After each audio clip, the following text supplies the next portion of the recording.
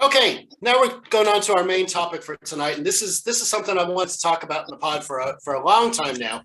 But when we're in the midst of a season, there's last week's game and next week's game. There's always something to talk about, so I think this is the time to finally do it. I've got a few fellow Leinster fans along to finally have a chat about this and see what we can do. So here we go.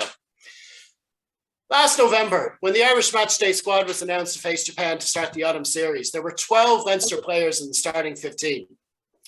This predictably led to a lot of outrage on Twitter and such. And I say predictable because there has always been a perception in some quarters that there's favoritism towards the province. And I guess what I want to do here is maybe explore some of that perception with some fellow Leinster fans. This is something I've come to call the ABL, or anyone but Leinster, narrative. As we all know, the team went on a really successful run from there. Perfect in November, a strong second place finish, plus a Triple Crown in the Six Nations. And we all know what happened in New Zealand just a few weeks ago. And it was all pretty much with the same core squad of players. So was the selection proof of bias after all, or was it just a case of Andy Farrell knowing the job he wanted done, selecting the players he felt could do the job, and then ultimately getting it done? So I've asked the lads on to discuss if there is an ABL narrative in the Irish rugger sphere, and if so, should Leinster fans respond in kind? Should we just ignore it?